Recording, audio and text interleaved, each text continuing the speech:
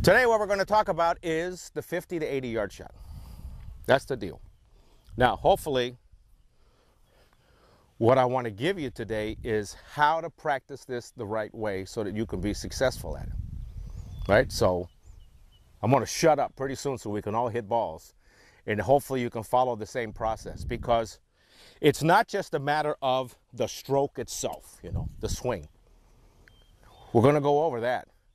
But it's what you need to do to build the database in your brain so that you know exactly what you do when you get to the shot.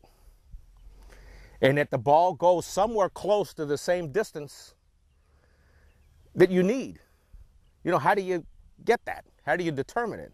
How do you swing one time and you hit it 80 yards, the next time you hit it 60, the next time you hit it 70? Well, that's not going to fly, right? So you've got to be able to hit the ball. It's not so much an issue of left to right, or at least it shouldn't be, from 70 yards. It's a matter of short or past. So, it's just as bad to be 30 feet short as it is to be 30 feet to the left, all right? Now, bottom line is what you're trying to do is get it within 6 feet of the hole. Because statistics already prove anything outside of 6 feet, the numbers, they dive bomb. The best in the business. From 9 feet, it's almost like 25, 30% less probability of you making the putt. So if you don't get it within 6 feet, you're not getting up and down. But this is not really an up and down. We got a 60-yard shot here. If you take 3 shots to get in here, that's not bad. That's not bad. Really not that bad at all. But yeah, the intention is to try and turn 3 shots into 2. That's the intention all the way around the golf course, to turn what's potentially 3 shots into 2. So here's what has to happen. Number one is alignment. You've got to find a way to know when you practice your alignment that you're aligned properly. Because if you haven't pointed the gun at the target, you got no shot. Everything from there on in, you're wasting your time. So that's why we'll start with alignment first. And I got a couple of tools here today to sort of help you. You can take this guy right here and you set it down, and it can give you sort of an idea of where you're pointed. We've got these right here.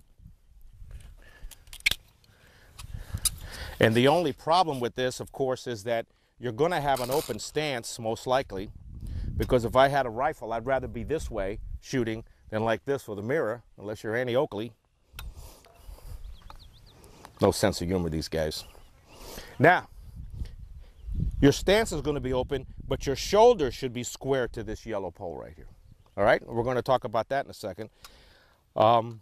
So we've got to align first, because the ball is going to go where the club face is going, right? And where the path is going.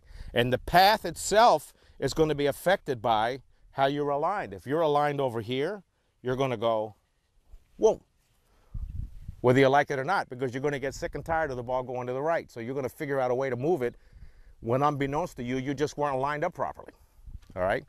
So I get, excuse me to get in front of you like this, but I get the ball, my belly button, and everything in a straight line, and I try and get this shaft. See, if I hinge it this way, I can see the flag stick, and then as I unhinge it, I can follow it right down to the ball, and then I set the club face where I want to go.